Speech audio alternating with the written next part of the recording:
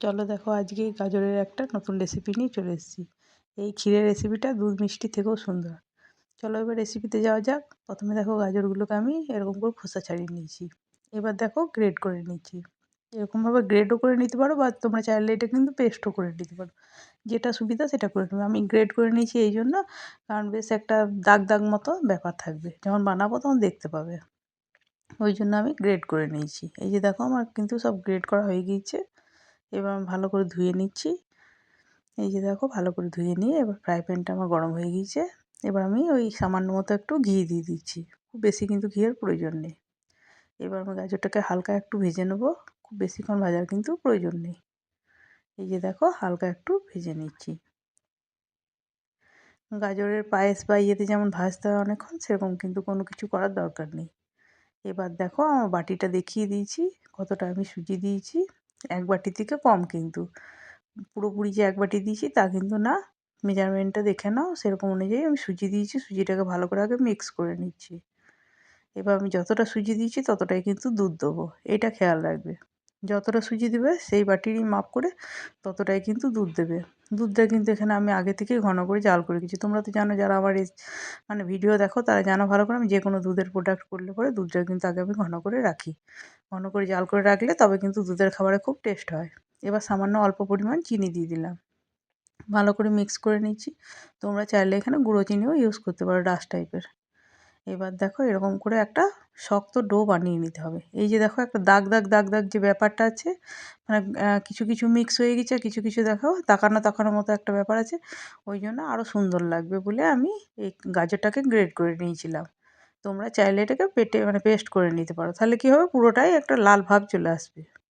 এবার দেখো আমি ভাপতে দেবো বলে আমি স্টিমে ওই যে ভাব ইয়ে কী বলে যেন, থালা লাগিয়ে দিলাম। হ্যাঁ, ওটা একটু গরম হোক জলটা, তাকে তাকে আমি ভালো করে মেখে নেবো। এটাকে মাখতে মাখতে কিছু কিছু গাজর দেখবে ইয়ে হয়ে যাবে, কালারটা কিন্তু একটু পাল্টে যাবে, একটু লাল মতো হয়ে যাবে। ভালো করে মিক্স করে নিই।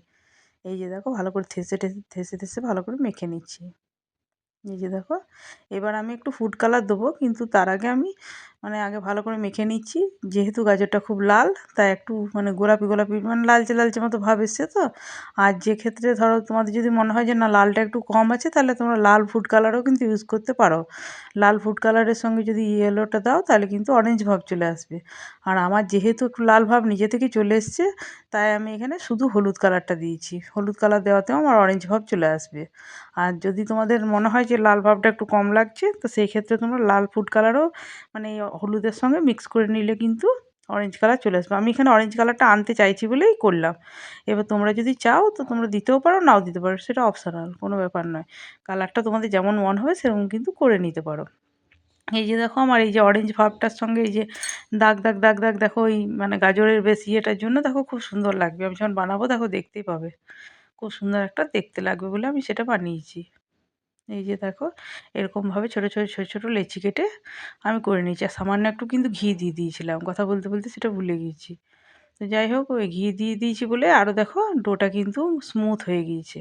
এই যে দেখো এরকম করে ছোটো ছোটো ছোটো ছোটো লেচি বানিয়েছি। দেখো দেখে বুঝতে পারছো একটা করে দাগ দাগ দাগ দাগ মতো স্টাইপের মতো ভাব রয়েছে।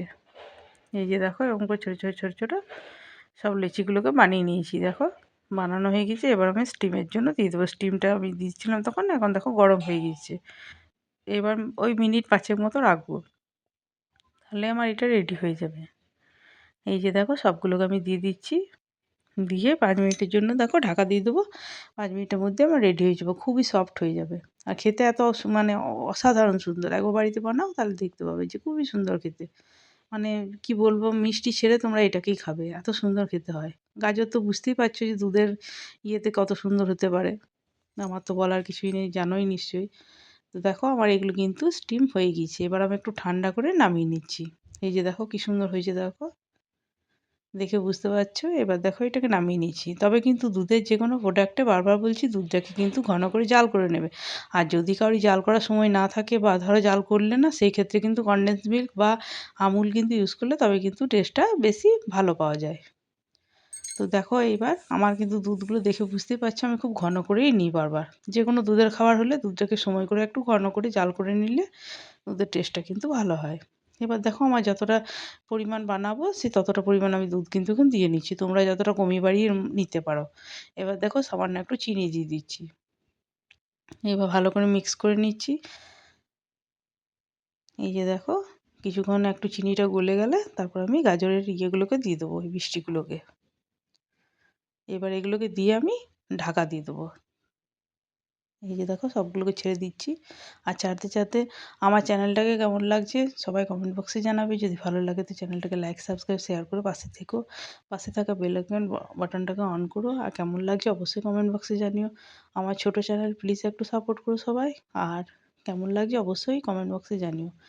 আর যদি এই মিষ্টিটা যদি অন্যরকমভাবে কেউ কিছু জানো তো আমার কমেন্ট বক্সে জানাতে পারো। আর কেমন লাগছে জানাবে কিন্তু। এই যে দেখো কথা বলতে বলতে কি সুন্দর ফুটে এসছে। আর যারা আরেকটা কথা বলি, যারা আমার চ্যানেলটাকে সাপোর্ট করো তাদেরকে অসংখ্য ধন্যবাদ, যাদের জন্য আমি এই জায়গায় এসেছি এখনও পর্যন্ত। আর যারা এখনও সাপোর্ট করোনি তারা প্লিজ একটু সাপোর্ট করো আমাকে, সবাই আমার পাশে থাকো, একটু চ্যানেলটাকে এগিয়ে যেতে সাহায্য করো। এই যে দেখো ফুটতে ফুটতে কিন্তু এটা কিন্তু খুবই দেখো সফট হয়ে যায়। এই যে দেখো তুলে তুলে এবার আমি নামিয়ে নিচ্ছি। এটা কিন্তু আরেকটু বসে যাবে, এরকম মানে গরম অবস্থায় কিন্তু একটু পাতলা পাতলা মতো আছে, কিছুক্ষণ বাদে কিন্তু এটা বসে যাবে। আমি এটা প্লেটের মধ্যে নিয়ে নিয়েছি। এই যে দেখো এরকম করে সাজিয়ে নিয়েছি, কিন্তু কিছুক্ষণ বাদে যখন আমি বাটিতে ঢেলে নেবো তখন দেখবে কিন্তু অনেকটা ঘন হয়ে যাবে এটা। এই যে দেখো দেখতে শুধু সুন্দর তা নয়, খেতেও কিন্তু অসম্ভব সুন্দর হয়। আর একবারে নতুন ধরনের রেসিপি, খুবই সুন্দর খেতে। গাজর হালুয়া টালুয়া এসব তো নানাও খেয়েছো, এটাকেও বানিয়ে দেখো, খুবই সুন্দর খেতে। বাড়িতে সবাই খুব নাম করবে। এই যে দেখো অনেকটাই দেখো আমার সেট হয়ে গেছে। কেমন লাগছে কমেন্ট বক্সে কিন্তু জানাবে।